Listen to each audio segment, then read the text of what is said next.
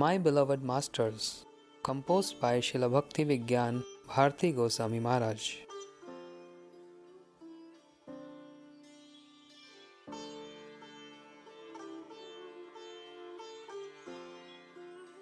Shri Srimad Bhakti Swarup Siddhanti Goswami Maharaj, the messengers of Chaitanya Mahaprabhu's Vani.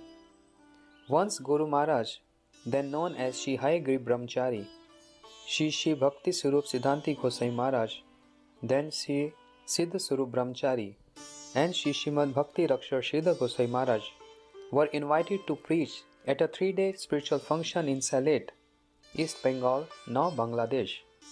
On the first day in his address, Shri Siddha Swarup Brahmachari made use of very straightforward but harsh and immoderate words while establishing the superiority of teachings of Sri Chaitanya Mahaprabhu over the popular Mayavad philosophies prevalent at that time.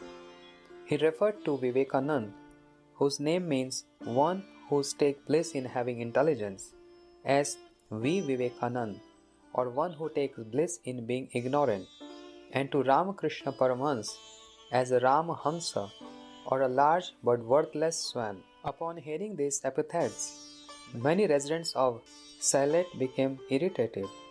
That night, leaflets were published and distributed all over town, denouncing the Gaudiya Math and demanding the cancellation of the function. The event faced such great opposition that the next day, Shri Hayagriv Brahmachari met with the convener, the district judge, who expressed his concern about safety and advised us to cancel the remaining 2 days of the function, just to rule out the possibility of any undesirable incident. Shri Hayagriv Brahmachari assured the judge that the speaker who had used incendiary words the previous night would most definitely not be speaking again, and that only he and Srila Sridhar Goswami Maharaj would address the audience. The judge replied, "It is on your assurance alone that I will allow the function to continue. I will make all the necessary arrangements for providing increased security, but please be mindful of the content of your Harikatha." The next evening, the venue was filled with antagonistic objectors. Shri Hayagriv Brahmachari was the first to address the crowd, and he began by praising the hospitality of the Sylhet people. After he finished his speech and established his objective, he conceded the podium to Srila Sridhar Goswami Maharaj. During his presentation, Srila Maharaj said, "Our Gurudev, Srila Bhakti Siddhanta Saraswati Thakur Prabhupada, has taught us that in our preaching, we are delivering the message of Swayam Bhagwan Sri Chaitanya Mahaprabhu himself. Our only purpose in coming here is to deliver, through fearless yet fair speech, the Vani means the teachings that incessantly flow from Srimad Bhagavatam, the natural commentary on Vedanta Sutra, as it has been presented by Srimad Mahaprabhu and our line of Guru Varga, such as Sri Raghunath Das Goswami, Srila Jeev Goswami, Srila Krishnadas Kaviraj Goswami and others, who make up our Bhagavad Parampara. We are not here to preach with the apprehension and shyness of a lady hiding her face behind a veil. What to speak of the philosophical doctrines of personalities like Sri Shankaracharya, Jaimini, Patanjali, Kannad, and so on? The ideology manifested by Swayam Bhagwan Sri Gauranga Mahaprabhu is unparalleled and vastly superior to the ideologies established by even the previous 4 Vaishnavacharyas, Sri Ramanuja, Srila Madhvacharya, Sri Nimbaditya, and Sri Vishnu Swami. Through his teachings, he has highlighted the shortcomings of such doctrines and has conclusively defeated all erroneously fabricated philosophies. Therefore, in our presentation of Srimad Mahaprabhu's ideology, how is it possible that ideologies of persons like Vivekananda, Ramakrishna Paramhans, and Bhandarkar will not be contested? Moreover, we are simply messengers of Sri Chaitanya Mahaprabhu. Our duty is merely to deliver his teachings. If anyone in this assembly has any objections, he may kindly address them to Srimad Mahaprabhu, Srila Vedvyas or Srila Rupa Goswami. Although we have unflinching faith in their Vichardhara, means the line of ideology, we will undoubtedly surrender to any person who can present an ideology superior to that presented by Sriman Mahaprabhu. But if such a person is not present in this world, what intelligent being would be unwilling to follow or feel uninspired by such a highly auspicious spiritual path as one described by Sriman Mahaprabhu and his followers? Srimad Bhagavatam has clearly described Shri Krishna as Swayam Bhagwan. Ete chamskala pumsaha Krishnastu Bhagwan Swayam. Srimad Bhagavatam 1.3.28. All these avatars are either plenary portion or portions of plenary portions of the Supreme Person, but Krishna is the original personality of Godhead. Furthermore, Krishna himself has stated in Bhagavad Gita that he is the ultimate object of surrender in such verses as Sarvadharman Paritajye Mam Ekam Sharanam Vraja Aham Tvam Sarvapapebhyo Mokshyami Ma Shuchaha. Srimad Bhagavad Gita 18.66. Completely abandoning all dharma, take shelter of me alone. I will free you from the reactions of your sins. Do not lament. Man mana mad bhakto madhyaji mam namaskaru mam evayashi satyam te prati jani priyasmi me. Srimad Bhagavad Gita 18.65. Offer your mind to me, become my devotee, worship me and offer pranam to me. By this you shall attain me. I swear this truth to you because you are dear to me. Ananyas chintyo mam ye jana paryupasate tesham nitya bhuktanam yog shem vahamyaham. Srimad Bhagavad Gita 9.22. For those who are devoid of other desires, who are always absorbed in contemplation of me, and who always worship me, I personally carry their necessities and preserve what they presently have. Therefore, what benefit is there in accepting the ideology of Ramakrishna Paramahansa, who advocates the worship of devatas, demigods? Such worship is averse to Srimad Bhagavatam 4.31.14, which has firmly established Yatha Taror Mula Nishchanen Tripanti Tad Skanda Bhujop Shakaha Prano Aparancha Yathendriyanam Tatheva Sarvahanam Achutta Jaya. Just as pouring water on the root of a tree nourishes its trunk, branches, leaves, and sprigs, and as giving food to the stomach nourishes all the senses and bodily limbs, all the demigods are automatically worshipped when one worships Shri Achyuta, Bhagwan. The philosophy of Vivekananda is Jivya Prema Kare, Je Jan, Se Jan Sevyeche Ishwar. One who has love for living entities actually serves the Supreme Lord. However, we see that his followers kill and eat animals, and we must therefore conclude that in this slogan, the word Jiva as used by Vivekananda refers only to human beings, but the true meaning of the word Jiva refers to all living entities. You should all deeply consider these points. There is no need for us to say anything further.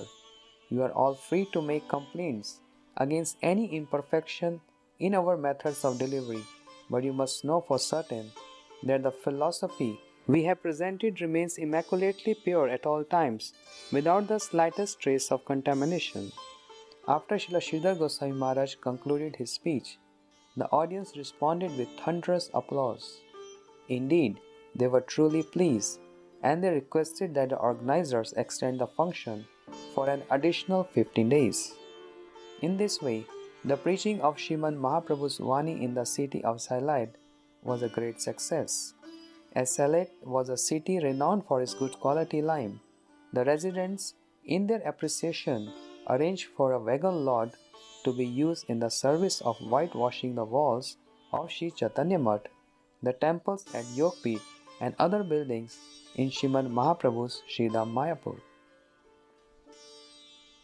Srila Siddhanti Goswami Maharaj was accustomed to speaking in a forthright manner that some may have found unpalatable, but he never presented anything other than Shrautavani, the teachings descending through the Bhagavad Parampara.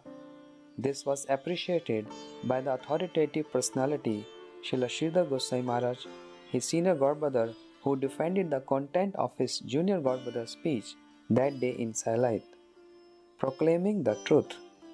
Srila Siddhanti Goswami Maharaj was considerably bold and straightforward in his lectures. He would never hold back when refuting others' mistaken philosophies, nor would he attempt to avoid confrontation by speaking indirectly. Because of his impartial nature, he spoke in the same manner publicly as he did privately. Once while preaching with Sri Srimad Bhakti Vivek Bharti Gosai Maharaj, Srila Maharaj, then Srila Siddha Sarup Brahmachari, very forthrightly and unambiguously established the supremacy of pure bhakti over any and all pseudo-devotional religions, included within the proverb Jatamat Tatopat. There are as many paths to attain God as there are ways to see Him, and that this popular slogan amounts merely to Mishrita Bhakti or mixed devotion. Needless to say, a number of people were greatly perturbed by this assertion, and they began to oppose the Gaudiya Math. When Shri Kunj Bihari Vidyabhushan Prabhu, the secretary of the Gaudiya Math, related this event to Srila Prabhupada said, "While the scriptures affirm that Siddha Sarup Prabhu has spoken the truth, the harsh language he used should never come from our mouths. Be that as it may, his words have spread our message to such a large group of people that it would have cost us 1 lakh rupees otherwise. For this service, I will award him a Shri Gaur Ashirvad certificate." Footnote: a certificate conferring the blessings of Shri Gauranga Mahaprabhu, and grant him the special title Vidya Vagisha, which means the best orator of true knowledge. Write that down, Vidya Vagisha, and reserve it for him. His appreciation of my determination. Once, due to the carelessness of railway baggage handlers, the hand of one of the uninstalled deities of Sri Radha Krishna I had sent by train to be installed in a mutt in Krishnanagar was damaged. Srila Siddhanti Gosai Maharaj was present when I received this news, and he asked me, "What will you do now?" "I will first seek compensation from Indian Railways," I replied. "After that, I will decide how to further proceed." He advised, "You should give up any hope of receiving compensation. It is very difficult." Then, as he spread his arms wide open, he said, "Trying to get money from Indian Railways is like trying to fish it out of a hole as deep as 7 times the distance between my palms right now. It would be better to solicit a devotee for funds and have another deity made quickly." Ultimately, I decided I must at least make some effort to collect our rightful compensation. After investigating a great deal of energy into the matter, I eventually managed to pressurize Indian Railways to reimburse us for the cost of uninstalled deities, and after some time we received the payment.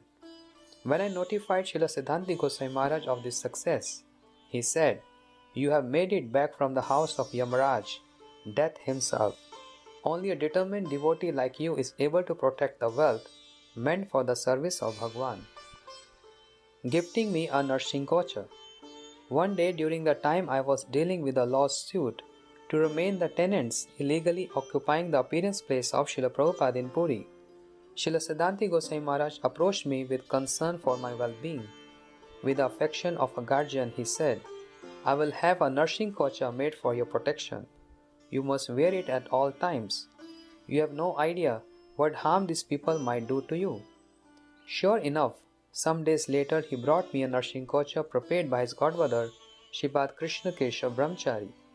When he gave it to me, he showed me his arm, which bore a nursing kocha, and said, "Look, I too wear one." Although I accepted the nursing kocha he gave me, I faced an internal dilemma about whether I should wear it.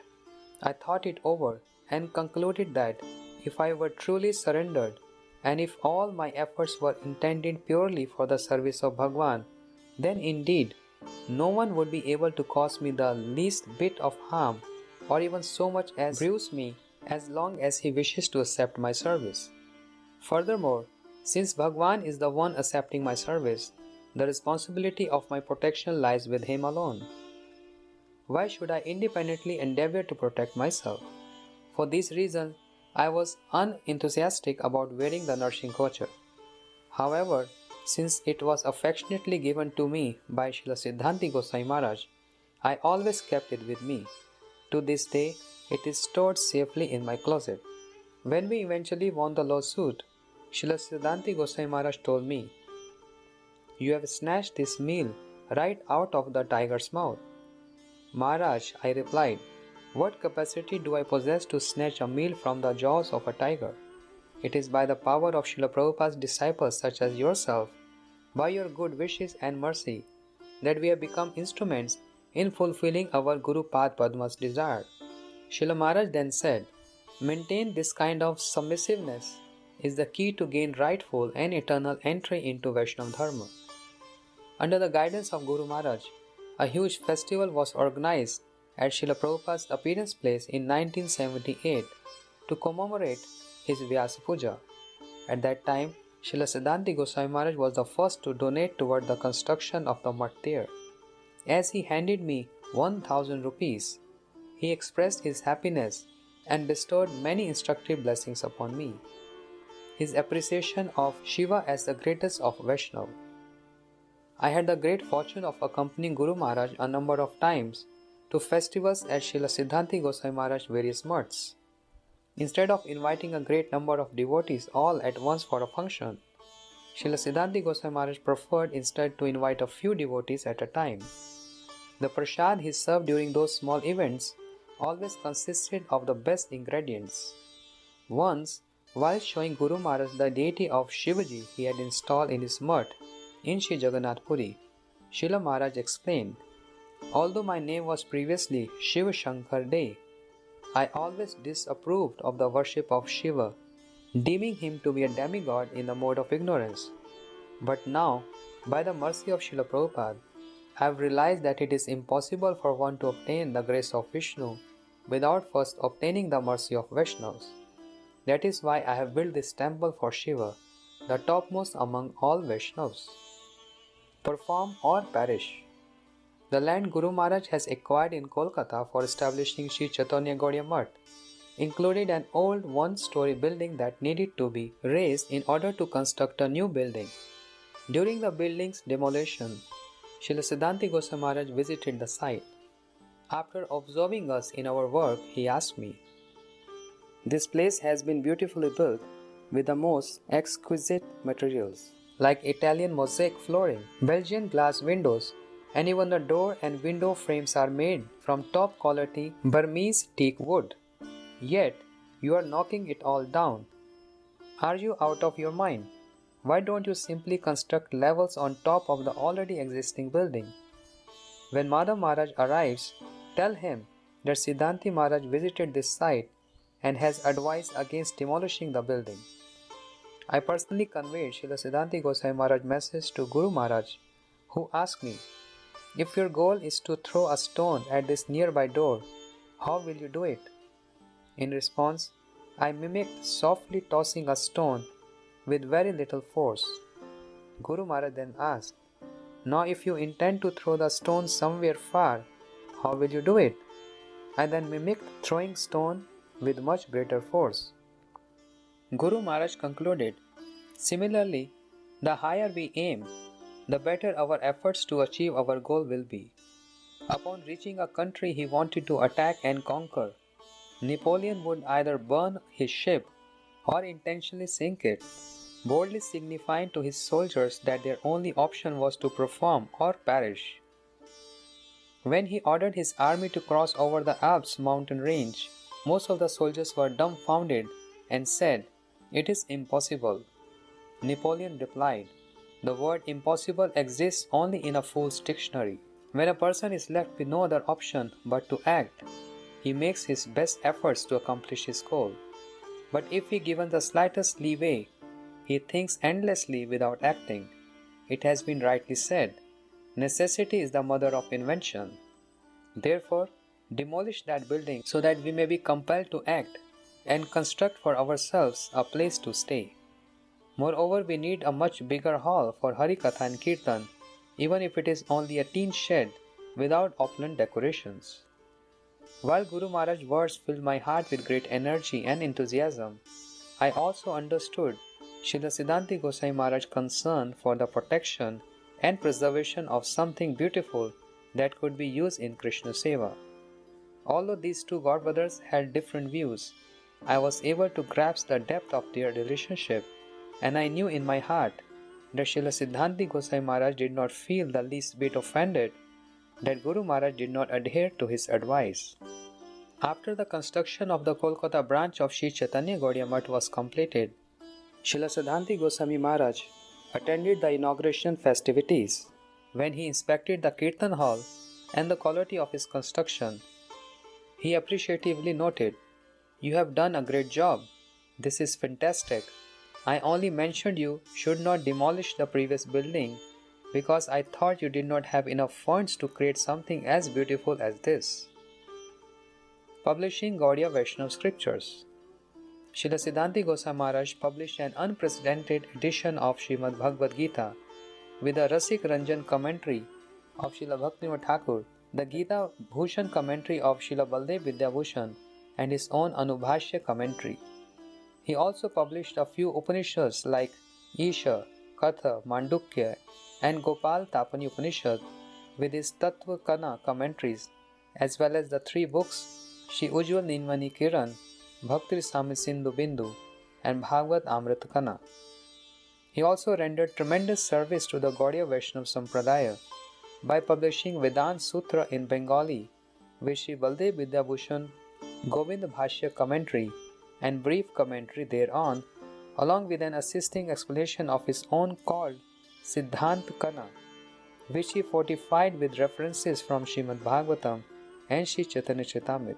Srila Siddhanti Goswami Maharaj endeavored tirelessly to publish this particular book, and his godbrother, Sri Srimad Bhakti Bhudev Shroti Goswami Maharaj offered extensive assistance in proofreading.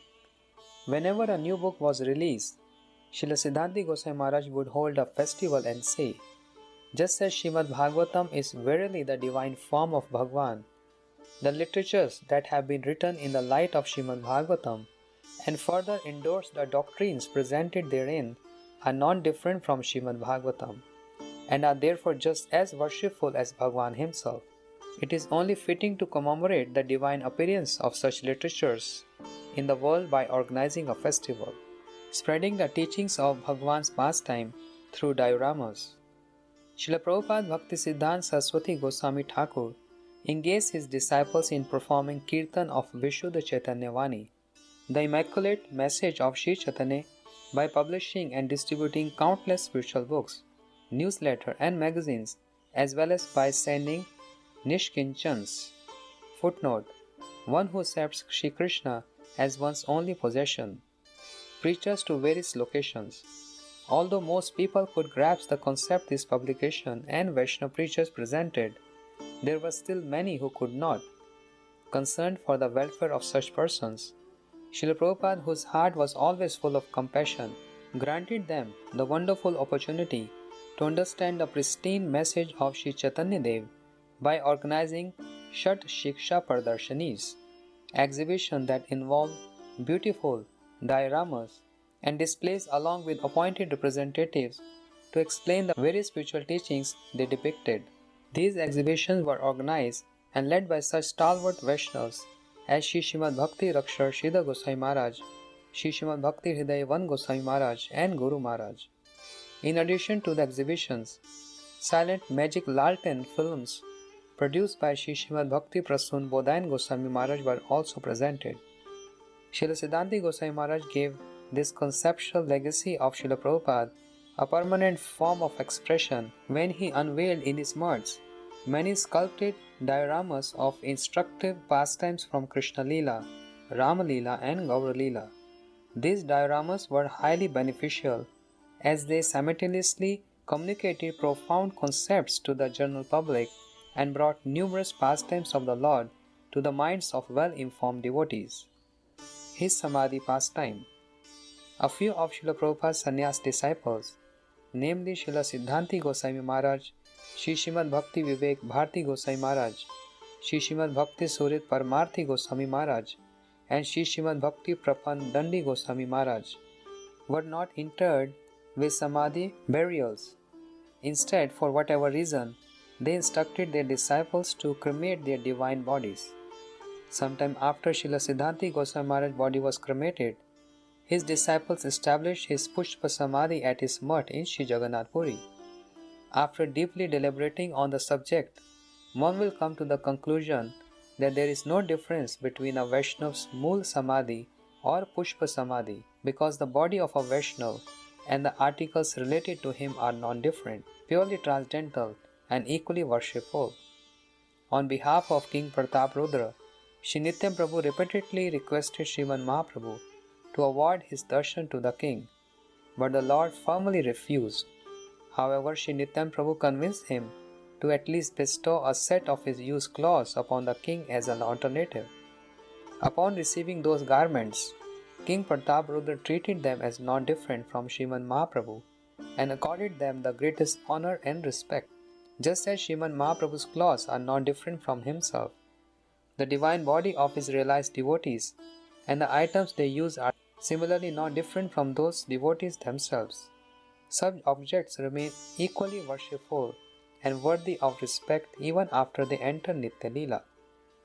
The actions of our Guru Vargas are not to be questioned. Once after the disappearance of Srila Siddhanti Gosai Maharaj, I attended a festival at his establishment in Puri, Sri Chaitanya Saraswat Mutt and Asan. There Sri Mukund Pandit, a disciple of Sri Srimad Bhakti Vichar Yayavar Goswami Maharaj, was closely inspecting the deity of Sri Vrinda Devi that had been installed there. Pointing to her nose ring and the other ornaments with which she was adorned, he asked one of Srila Siddhanti Goswami Maharaj's disciples, "Who had this deity of Vrinda Devi made?" "It is our Gurudev," the devotee replied.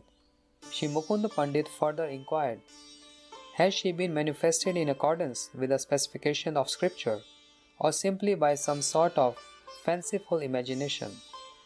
The disciple innocently responded, "Our Gurudev would have been able to better explain. I do not know." Although I generally never commented on anything unless requested, I considered that in this case, to remain silent would have put me at risk of committing an offense. For Shri Mukund Pandit had voiced doubt about a deity installed by my Guru Varga, Srila Siddhanti Goswami Maharaj. Therefore, interrupting the conversation, I asked him, "Panditji, is it proper to harbor doubt even after learning it was a recognized authentic Vaishnav who installed this deity? Could such an authoritative personality like Srila Siddhanti Goswami Maharaj ever do anything unauthorized? The truth is, Srila Maharaj has manifested this deity according to the descriptions found in Sri Vrinda Devi Ashtakam composed by Sri Vishnu Chakur Thakur. Bimba dharoti vara mandhasya nasagra mukta dyuti dipritasya vichit ratna bharana shriyade vrinde numaste charanar vindam." O Vrinda, your countenance is especially radiant, illuminated by the gentle smile rising on your bimba red lips and the pearl on your nose. Your beauty is enhanced by various jeweled ornaments. O Vrinda, we offer pranams to your lotus feet. I concluded, it appears you have never read this Ashtaka attentively.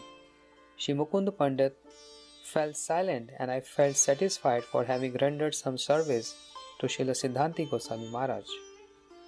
Shri Srimad Bhakti Swarup Siddhanti Goswami Maharaj, composed under the editorship of Shri Srimad Bhakti Pramod Puri Goswami Maharaj.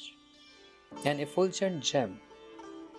Almost all of our godbrothers are, one by one, making their grand departure to join our Shri Guru Pad Padma, who has long since entered the eternal pastime of the Lord.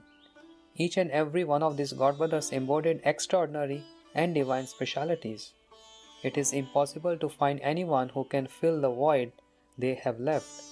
Thus, the Gaudiya Vaishnava community has gradually become thoroughly deprived of its precious jewels, and our worshipful Siddhanti Maharaj was once such a effulgent gem.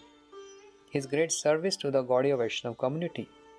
The most worshipful Prabhupada had a special desire to publish and circulate Gaudiya Vedanta Acharya Srimad Baldev Vidyabhushan Pad Shri Govind Bhashya commentary on Vedanta, as well as the Isha, Keen, Kath, Prashan, Munduk, Etren, Tetri, Chandogye, Brihad Aranyak, Shvetarshad, and Gopal Tapani Upanishads, complete with Anvaya, means word for word translations that follow the sentence structure.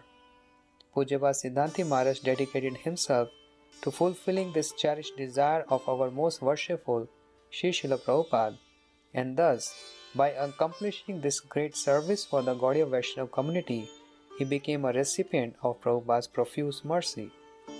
Accepting Srila Prabhupada's shelter, Pujyapad Maharaj appeared in an aristocratic devotee family in the Barishal district of East Bengal on 22nd October 1906 on the 5th day of the waxing moon during the holy month of Kartik. He first came to the lotus feet of most worshipful Sri Srila Prabhupada in Kolkata in January 1924. In March of that same year, on the auspicious occasion of Shri Gaur Purnima, he received Maha Mantra and Mantra Diksha initiation from Srila Prabhupada and was given the name Shri Siddhu Sarup Das. A life of dedication. Being completely captivated with Krishna, he joined the mutt at a very young age, when he was still in school. However, according to the desires of his parents and elderly family members, he was ordered to return to his home and finish his studies. After quickly completing his schooling, he returned to the mutt sometime around February of 1928 and to the utmost degree dedicated his life to the service of Shri Gurupad Padma. A distinguished speaker, Srila Prabhupada and the Vaishnavas under Srila Prabhupada's guidance were immensely pleased by Shri Siddhu Sarup Dasa's sincere service efforts. As tokens of Shri Gurupad Padma's pleasure, he was awarded the Shri Gaur Ashirvad titles Updeshak, means instructor, Maha Updeshak, great instructor, and Vidya Vagish, master of knowledge and speech, by the Navdeep Pracharani Sabha. As a brahmachari, he accomplished expert senior Tidandi sannyasis like Tidandi Swami Srimad Bhakti Pradeep Tirth Maharaj, Tidandi Swami Srimad Bhakti Vivek Bharti Maharaj, Tidandi Swami Srimad Bhakti Rakshar Sridhar Maharaj, and Tidandi Swami Bhakti Hriday Van Maharaj to various places in Bengal, Bihar, Odisha, Madras, Andhra Pradesh, and West India. He also preached in many places with Nitya Leela Pravesh Param Pujyapad Tidandi Swami Srimad Bhakti Daita Madhav Maharaj, who during the manifest time of Shri Srila Prabhupada was known as Vagmi Pravar, Shripad Haigri Brahmachari Prabhu. Gradually, by the grace of Shri Hari Guru and Vaishnavas, he emerged as a distinguished speaker.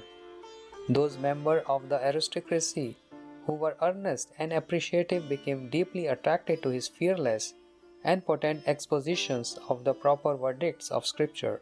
Although he was severely opposed by several narrow-minded atheists who interpreted his words as an attack on their interests, he never hesitated to expound the truth, which dispels the goal of illusion in accordance with the ancient tradition of those who have heard it from an authoritative source. For this reason, he became the recipient of the most worshipful Prabhupada's profuse mercy, presenting the essence of the scriptural teachings. In 1941, Pujyapad Siddha Swarup Brahmachari Prabhu accepted sannyas from our godmother, Shri Bhakti Vigyan Ashram Maharaj, and adopted the name Tidandi Swami Srimad Bhakti Swarup Siddhanti Maharaj. In each of these three mutts, the Pujari devotees worship unprecedentedly beautiful deities of Shri Shri Guru Gauranga Radha Govindji. Additionally, the walls are adorned with striking depictions of Shri Gaura Leela, Shri Krishna Leela, and Shri Ram Leela that capture the essence of the scriptural teachings. Simply by viewing these depictions, earnest viewers receive the fortune of accumulating much knowledge of the proper verdicts of the scriptures. These descriptions remain on display even today, but since Pujyapad Maharaj is no longer to be seen, viewing them simply causes our hearts to drown in anguish. Kripa kori Krishna mor, diya chilo sang, swatantra Krishnar ichha, hailo sang bhang. Shri Chaitanya Charitamrita, Ante Leela, 11.94. Mercifully, Krishna gave me his association, By Krishna's independent will, our exchange has ended. Excerpts from articles published in Sri Chaitanya Vani, Year 25, Volume 11.